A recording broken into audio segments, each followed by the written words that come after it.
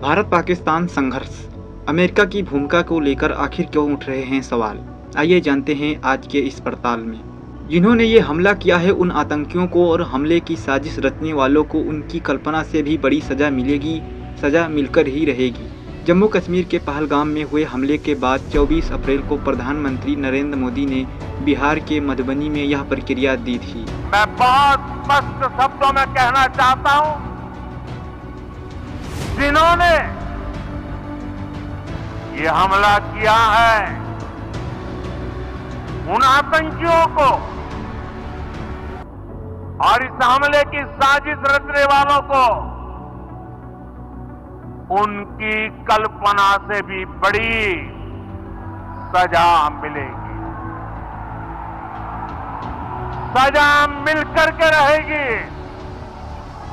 इसके बाद भारतीय सेना ने 6 और 7 मई की दरमियानी रात को पाकिस्तान और पाकिस्तान प्रशासित कश्मीर में सैन्य कार्रवाई की। इस दौरान कांग्रेस समेत लगभग सभी विपक्षी दल केंद्र सरकार और सेना के साथ खड़े नजर आए। भारतीय सेना ने इस ऑपरेशन को ऑपरेशन सिंदूर नाम दिया और आतंकियों के 9 ठिकानों पर हमला करने की बात कही। भारत और पाकिस्तान के बीच 4 दिनों तक चले संघर्ष के बाद शनिवार यानी 10 मई को अमेरिका के राष्ट्रपति डोनाल्ड ट्रंप ने दावा किया कि अमेरिका की मध्यस्थता के बाद भारत और पाकिस्तान संघर्ष विराम के लिए तैयार हो गए। और कुछ देर बाद पाकिस्तान ने भी सीज फायर की बात कही और अमेरिका का शुक्रिया अदा किया। भारत ने भी उसी दिन सैन्य कार्रवाई को रोकने की बात कही। हालांकि भारत ने ये घोषणा करते हुए अमेरिका का जिक्र नहीं किया था। अब तक जो विपक्षी दल सरकार के साथ खड़े थे वो ट्रंप की घोषणा के बाद सरकार से सवाल पूछने लगे हैं। कांग्रेस का कहना है कि इस घोषणा का मकसद दोनों देश के मसले का अंतर्राष्ट्रीयकरण करना है। पार्टी ने इस मुद्दे पर संसद पर विशेष सत्र बुलाने की भी मांग की है। ट्रंप ने कश्मीर के मुद्दे को सुलझाने के लिए मदद की भी पेशकश की है। इस कदम का पाकिस्तान ने स्वागत किया है, लेकिन भारत ने कोई आधिकारिक प्रतिक्रिया नहीं दी है। सोमवार को अमेरिकी राष्ट्रपति डोनाल्ड ट्रंप ने एक बार फिर से दावा किया कि भारत पाकिस्तान के बीच सैन्य संघर्ष रुकवाने में अमेरिका का रोल रहा है। उन्होंने कहा, हमने दोनों देशों से कहा कि हम आपके साथ बहुत सारा ट्रेड करते हैं, इसीलिए इस संघर्ष को बंद करें। अगर आप रुकेंगे तो हम ट्रेड करेंगे, अगर नहीं रुकेंगे तो हम ट्रेड नहीं करेंगे। इसके थोड़ी देर बाद प्रधानमंत्री नरेंद्र मोदी ने राष्ट्र के नाम संबोधन में भी कहा कि पाकिस्तान को सीमा पर आतंकवाद रोकना ही होगा। उन्होंने कहा, टेरर और ट्रेड एक साथ नहीं चल सकते, टेरर और टॉक एक साथ नहीं चल सकते, पानी और खून एक साथ नहीं बह सकते। अमेरिका की मध्यस्थता को लेकर लोकसभा में नेता प्रतिपक्ष राहुल गांधी और राज्यसभा में नेता प्रतिपक्ष मल्लिकार्जुन खड़गे ने प्रधानमंत्री नरेंद्र मोदी को पत्र लिखे हैं। इसमें संसद के विशेष सत्र बुलाने वाली मांग को दोहराया गया है।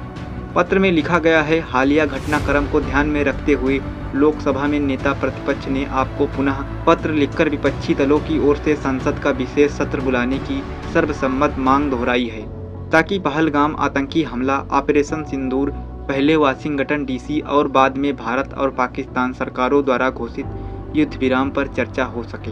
रविवार को इस मामले पर कांग्रेस नेता सचिन पायलट ने प्रेस कॉन्फ्रेंस की और ट्रंप की घोषणा को आश्चर्यजनक बताया। सचिन पायलट ने कहा, हम सभी को आश्चर्य हुआ है कि भारत और पाकिस्तान के बीच सीज फायर की घोषणा अमेरिका के राष्ट्रपति ने की। शायद यह पहली बार हुआ है जब सीज फायर की घोषणा सोशल मीडिया के जरिए अमेरिका के राष्ट्रपति करते हैं। उन्होंने जो अपने सोशल मीडिया पोस्ट पर लिखा है, हमें उस पर भी ध्यान देना चाहिए। शनिवार को अमेरिकी विदेश मंत्री मार्को रूबियो ने सोशल मीडिया पर बयान जारी कर सीज फायर के फैसले के बारे में विस्तृत जानकारी दी थी।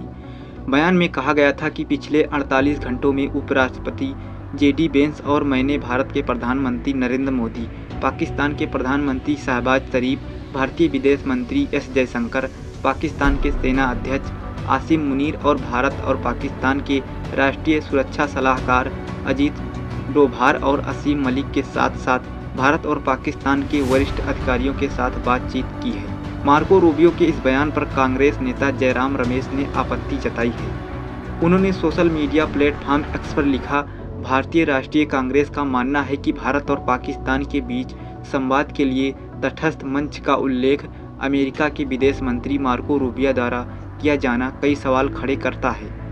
क्या हमने शिमला समझौते को छोड़ दिया है? क्या हमने तीसरे पक्ष की मध्यस्थता के लिए दरवाजे खोल दिए हैं? आम आदमी पार्टी के सांसद संजय सिंह का कहना है कि ट्रंप की सीज फायर वाली घोषणा से 140 करोड़ लोगों के स्वाभिमान के साथ खिलवाड़ करने जैसी है। संजय सिंह सवाल उठाते हुए कहते हैं, क्या दुनिया के सबसे बड़े लोकतंत्र भारत पर अमेरिका की दादागिरी चलेगी? अमेरिका का दबाव चलेगा? अमेरिका के राष्ट्रपति सीज फायर डिक्लेयर कर रहे हैं और सरकार मान जाती है। सीज फायर की शर्तों का पता नहीं। पूरा देश आपसे पूछना चाहता है प्रधानमंत्री नरेंद्र मोदी जी। भारतीय कम्युनिस्ट पार्टी CPI के महासचिव डी राजा ने कहा कि उनकी पार्टी ने लगातार सीज फायर की वकालत की है। एक्स पर ट्रंप के पोस्ट का स्क्रीनशॉट शेयर करते हुए डी राजा ने लिखा, हमारा मानना है कि भारत और पाकिस्तान में डोनाल्ड ट्रंप और अमेरिका के हस्तक्षेप के बिना द्विपक्षीय रूप से अपने मुद्दों को हल करने की परिपक्वता है। यह प्रधानमंत्री मोदी पर निर्भर है कि वे देश और हमारे लोगों को बताएं कि अमेरिका द्वारा की गई मध्यस्थता क्या थी। भारत और पाकिस्तान के बीच सीज फायर को लेकर आप लोगों की क्या राय है? आप हमें अपनी राय कमेंट सेक्शन में ज़रूर बताएं।